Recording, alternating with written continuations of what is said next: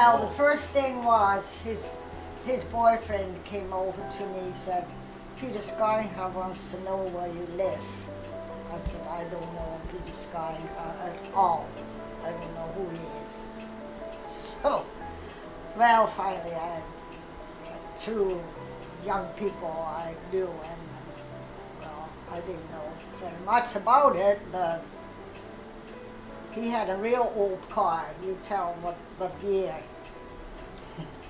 28 Plymouth. Yeah, from his dad.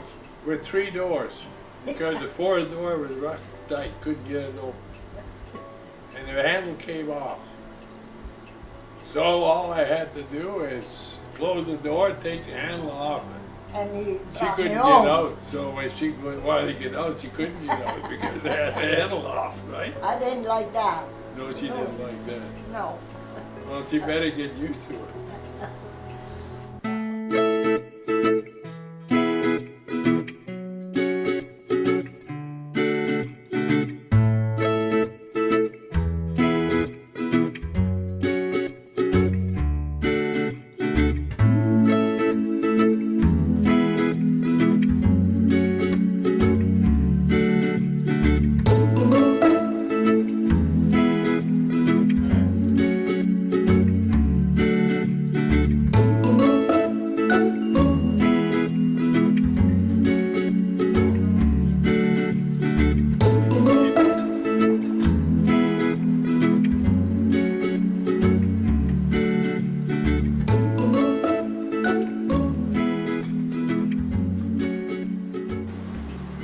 Can you tell us a little bit about your childhood, starting with Oma?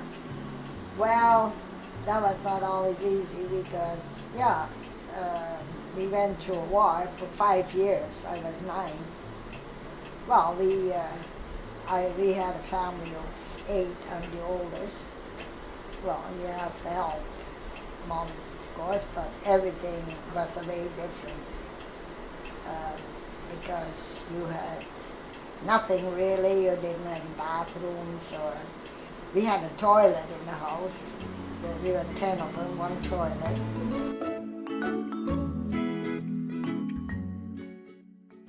My mother always said when I was small I was a unique kid.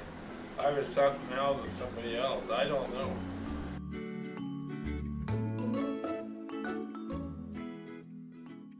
So what I knew, the teacher would quite often say, well, okay, Scharringa, come here. He said, go lay on that table.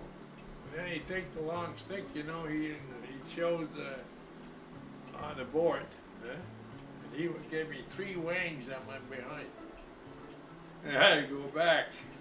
And well, that started kind of, you know, I thought I got to find out something about this.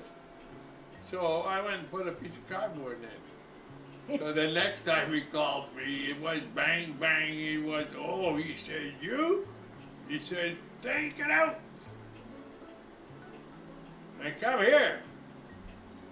So, put me back on the table, and he gave me 6 instead of 3 this time. I thought I better not try this again. When the war started, they bombed Rotterdam, and we were only half hour away from it.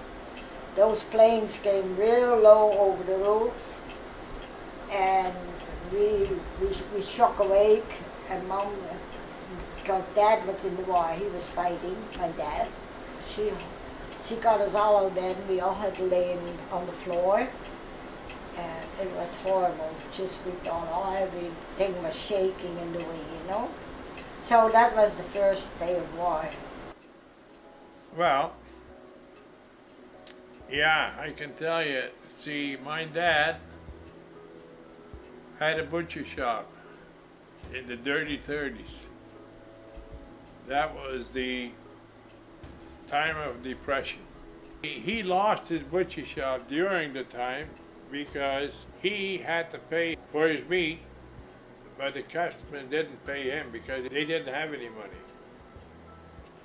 And then he went underground in the NBS, Netherlands Binnenlandse Strijdkrachten. you know, they were the people that were helping the soldiers, you know, to underdo the Germans, right? But he was working away from home, and they were working outside in my uncle's village, but out in the field on some farmer's place. They had a hole in the ground, and they were down there with about 3 or 4 butchers, and they were always cutting and slaughtering cows that were what they called, well, they had broken legs, and they had something broken on them, and it all had to go to the Germans, to the Wehrmacht. And we said no, they're not going to get it. So they slaughtered it, and the meat of it went mostly to old people that could not, that needed it badly, sick people, and to the ones that were in this underground business, the widows, from the men that were out in the field. So that's how that did. And then they were in there at night, and they had straw in there, and then they had a shed, and they were all rabbits cages. They would put a rabbit cage on top of the hole at night, and that's where they slept in. So they couldn't find him. Dad came back after a few weeks, and but then he had to go to Germany, all the soldiers, to make bombs and all that stuff in the factories.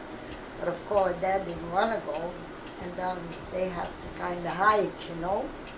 So we had no basements in Holland, but we had a hole with a top on it, and it was a carpet over it, and was a little bit of space between. And they thought maybe Dad could lay there when they came to try to get some, you know.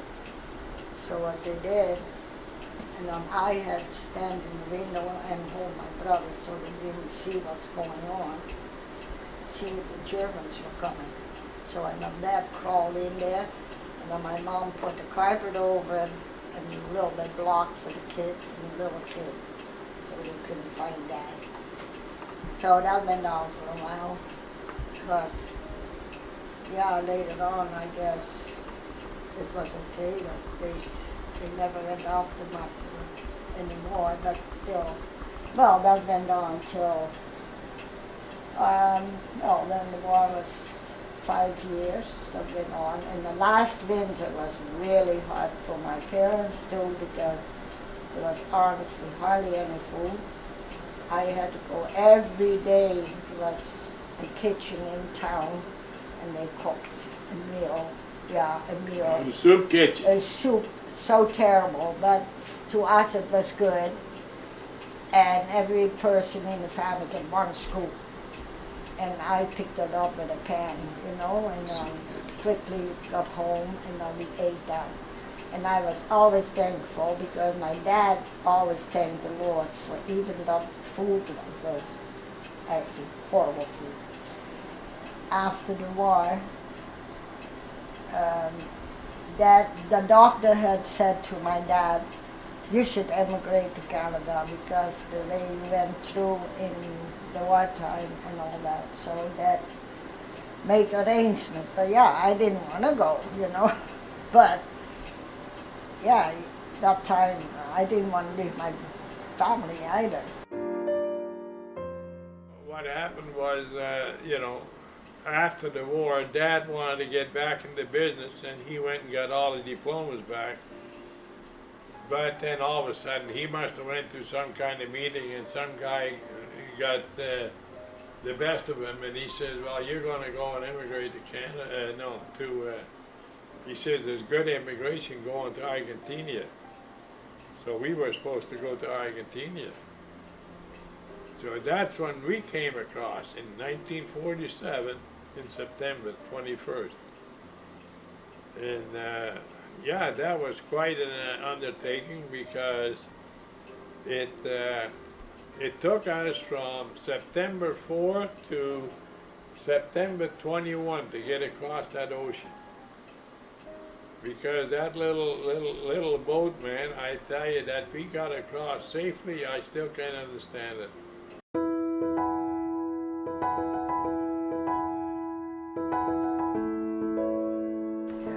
What does it say? We're engaged. They're engaged. Verloofd. in When was Dutch. that? When was that? I don't know, it doesn't say. Doesn't say. Can you give each other a kiss? Yes, we may. Yeah, no, okay, what else?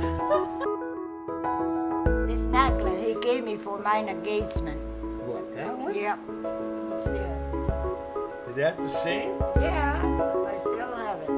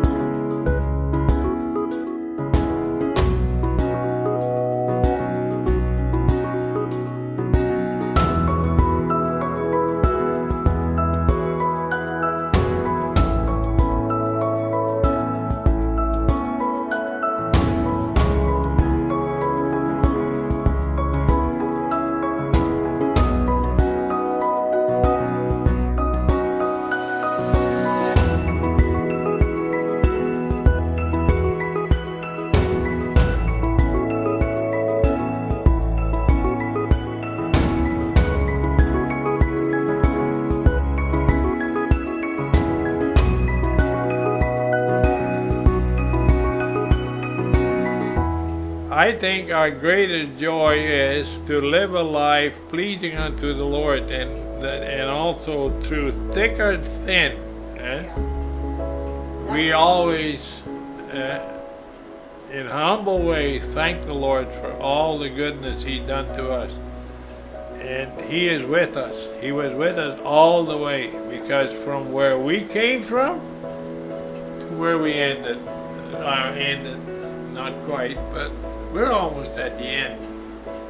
And there we can say, bless the Lord, because we have gone through the mill at one time. And that brought us a lot closer to the Lord, seeing and knowing His faithfulness every day on showing it to us.